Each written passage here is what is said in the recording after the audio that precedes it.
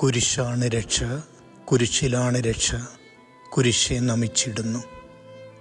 കുരിശ് ഇനി ഒരിക്കലും അപമാനത്തിൻ്റെ അടയാളമല്ല, അനുഗ്രഹത്തിൻ്റെ ഇടമാണ്. ഇനി അത് ആരെയും തരം താഴ്ത്തുവാനുള്ള സ്ഥലമല്ല, സ്വർഗത്തോളം ഉയർത്തുവാൻ ദൈവം നമുക്കായി നൽകുന്ന അടയാള ചിഹ്നമാണ്. കുരിശിൽ മരിച്ചവൻ്റെ സ്നേഹം വീണ്ടും നമ്മളെ ക്രൂശിതനോട് ചേർത്ത് നിർത്തട്ടെ.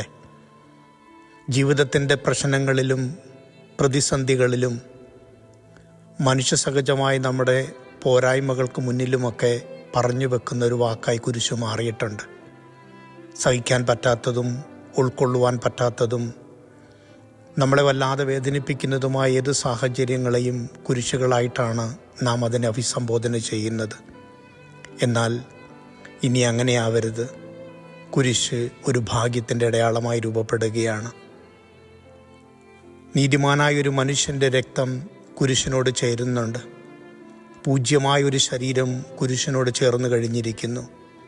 അവിടെ ഒഴുകിത്തീർന്നത് സ്നേഹത്തിൻ്റെ അടയാളമാണ്, കാരുണ്യത്തിൻ്റെ സ്പർശനമാണ്. ഏറ്റവും വലിയ ഒരു ബലിയായി രൂപപ്പെടുകയും ചെയ്തിരിക്കുന്നു. കണ്ണുകൾ ഉയർത്തി ഇനി കുരിശോളം നോക്കുവാൻ നാം പഠിക്കേണ്ടിയിരിക്കുന്നു. തനിച്ചല്ല എന്ന് ഓർമ്മപ്പെടുത്തുകയാണ്. നമുക്ക് വേണ്ടി സഹിച്ചവൻ്റെ സ്നേഹത്തിൻ്റെ അടയാളമാണത്. ഇനി എൻ്റെ ചിന്തകളിൽ നിന്ന് ദൈവചിന്തകളിലേക്ക് ഞാൻ ഉയരുമ്പോൾ ചിലപ്പോഴൊക്കെ എന്നിൽ മാറ്റി നിർത്തേണ്ടതും അടർത്തിക്കളയേണ്ടതുമായ ഒരുപാട് കാര്യങ്ങളുണ്ട്. കുരിശ് എന്നിൽ ഇനി അടയാളപ്പെട്ട് കഴിയുമ്പോൾ എൻ്റെ ജീവിതം എത്ര വ്യക്തതയുള്ളതും നന്മയുള്ളതുമായി രൂപപ്പെടുന്നുണ്ട്.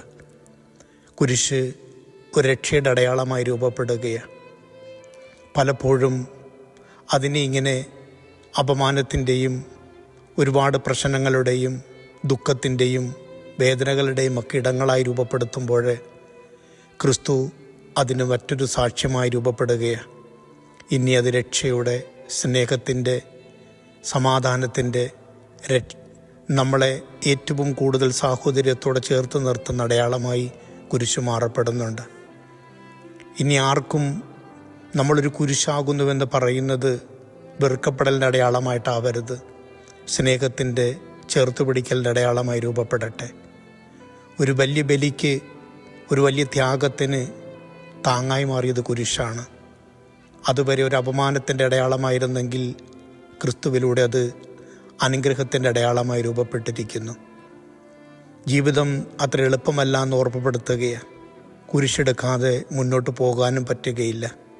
കണ്ണ് നന